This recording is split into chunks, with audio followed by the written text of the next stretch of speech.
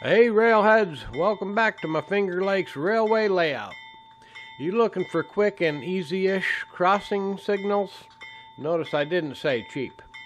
Now see how I did mine. Coming up on my Finger Lakes railway layout.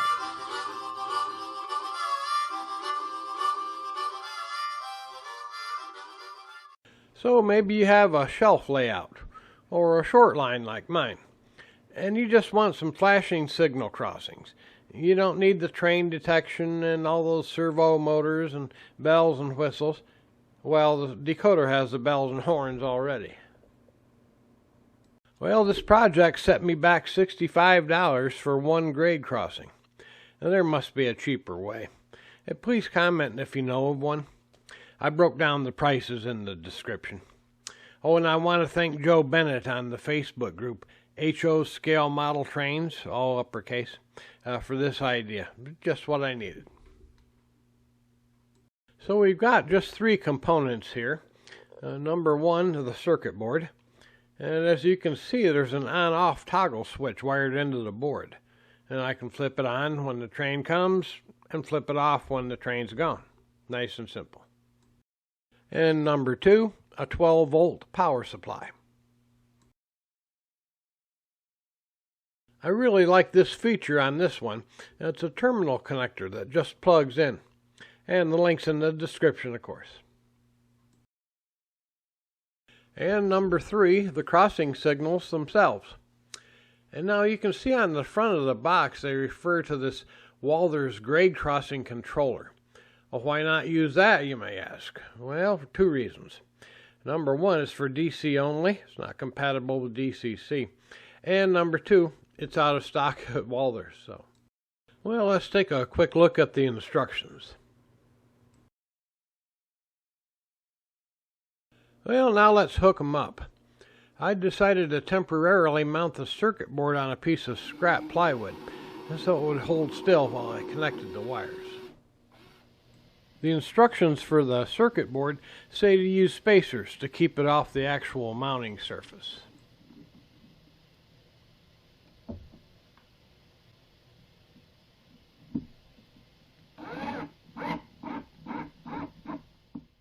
And here they are. Easy? Oh, hell no. I hate magnet wire. And this was a long, tedious, and fiddly process. But I just got a great tip from one of my subscribers, Mark.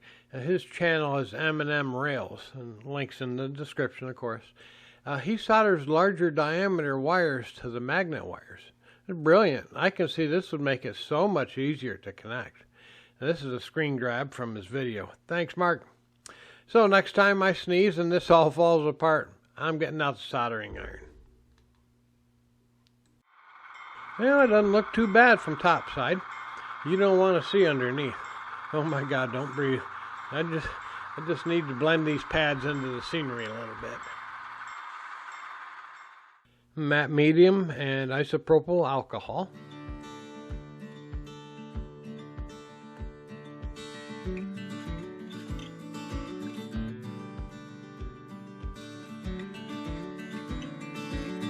Some non-sanded grout.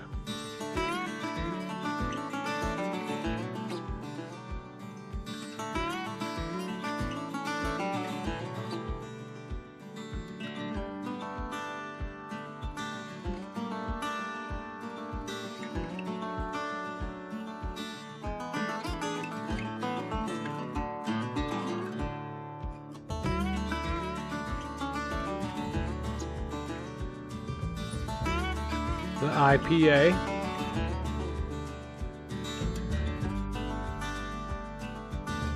and the matte medium.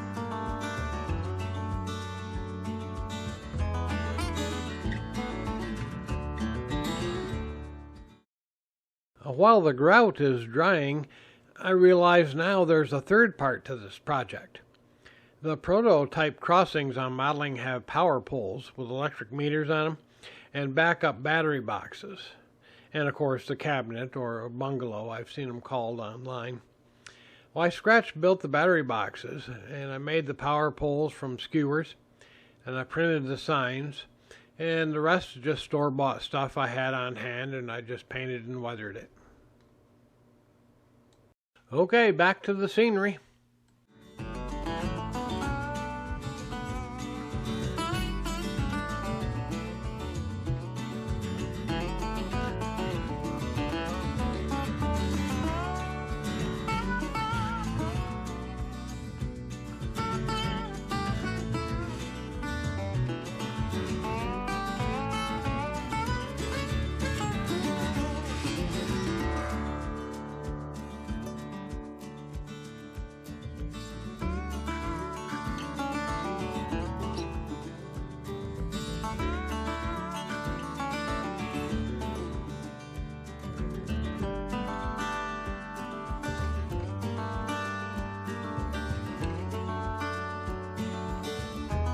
I'm calling this build done.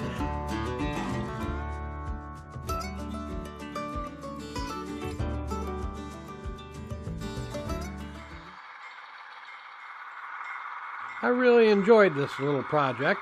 I hope y'all enjoyed watching it. Hey, have you guys done working signals? How did it go for you? Let me know down there in the comments.